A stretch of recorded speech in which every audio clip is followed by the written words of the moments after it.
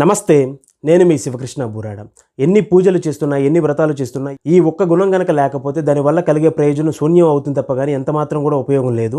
మనం వరలక్ష్మి వ్రతాన్ని కనుక గమనిస్తే అందులో చారుమతి దేవి మొట్టమొదటి అమ్మవారి యొక్క అనుగ్రహాన్ని పొందడానికి మూల కారణం ఏంటంటే తను ఎల్లప్పుడూ కూడా సుగుణాలతో జీవిస్తూ అత్తమామల తల్లిదండ్రులుగా చూస్తూ తన కుటుంబాన్ని ఎల్లప్పుడూ కూడా రక్షించుకుంటూ అలాగే ఇరుగు పొరుగు వారితో ఎల్లప్పుడూ కూడా మంచి సత్సంబంధాన్ని కలిగి ఉండేది. ఎవరి పట్ల తనకి ద్వేషం లేదు, అందరి పట్ల ప్రేమ కలిగి ఉండేది. అన్ని సుగుణాలు ఉన్నాయి కాబట్టి అమ్మవారు తన కళ్ళలో కనిపించి నా యొక్క వ్రతాన్ని కనుక నువ్వు చేసుకుంటే నీకు అన్ని శుభాలు కలుగుతాయి, అలానే నీకు సకల ఐశ్వర్యాలు లభిస్తాయి, అదేవిధంగా నీ కుటుంబం చాలా బాగుంటుంది అని చెప్పి అమ్మవారు చెప్పంగానే ఆ పొజిషన్లో స్వార్థపరురాలు కనుకుంటే ఎవరికీ తెలియకుండా తనొక్కరే ఆ వ్రతాన్ని చేసి మొత్తం ఐశ్వర్యం కూడా తనే సంపాదించాలని చెప్పి కోరుకునేది.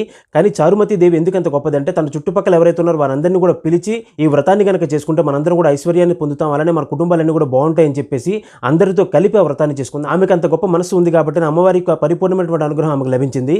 అలానే జగద్గురు శంకరాచార్య జీవితాన్ని మనం గమనించినప్పుడు ఆయన ఒకనొక సందర్భంలో భిక్షాటన చేస్తున్నప్పుడు ఒక పేద వృద్ధురాలు తన దగ్గర దానం చేయడానికి ఏమీ లేకపోతే భగవంతుడి దగ్గర నైవేద్యం పెట్టినటువంటి ఉసిరికాయ తీసుకుని వచ్చి ఆయన యొక్క భిక్షాపత్రలో వేసింది.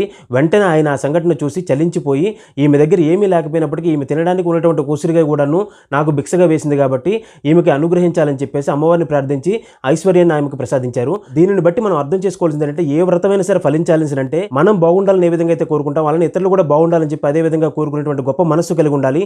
అలానే ఎల్లప్పుడూ కూడా ఇలాంటి సంఘటనల నుంచి మనం నేర్చుకోవాల్సింది ఏంటంటే ఎప్పుడైతే మనం దాన గుణాన్ని కలిగి ఉంటామో, ఎప్పుడైతే ఇతరులకు పెట్టి మనం సంతోషపడేటువంటి గుణాన్ని కలిగి ఉంటామో, అలానే ఎల్లప్పుడూ కూడా సుగుణాలు వృద్ధి చేసుకుంటామో, అలాంటి సందర్భంలో మనం ఏ వ్రతం చేసినా ఏ పూజ చేసినా కూడాను అమ్మవారు అనుగ్రహిస్తుంది, పరమేశ్వరుడు అనుగ్రహిస్తాడు. మనలో సుగుణాలు లేనప్పుడు, మనలో దయాగుణం దానగుణం లేనప్పుడు ఎన్ని వ్రతాలు చేసినా ఎన్ని పూజలు చేసినా దానివల్ల ప్రయోజనం శూన్యం అవుతుంది కానీ ఎంత మాత్రం ఉపయోగం లేదు. కాబట్టి ఎల్లప్పుడూ కూడా మనం ఉన్నతంగా జీవిస్తూ మన దగ్గర ఉన్న దాంట్లో ఎంతో కొంత లేని వారికి పెట్టేటువంటి గుణాన్ని మనం అలవర్చుకుని పిల్లలకు కూడా మనం ఆదర్శంగా ఉంటూ వారికి కూడా అది చిన్నతనం నుంచి కనుక నేర్పిస్తే ఖచ్చితంగా మన జీవితాన్ని భగవంతుడు ముందు నడిపిస్తారు. అందులో ఎటువంటి సందేహం లేదు.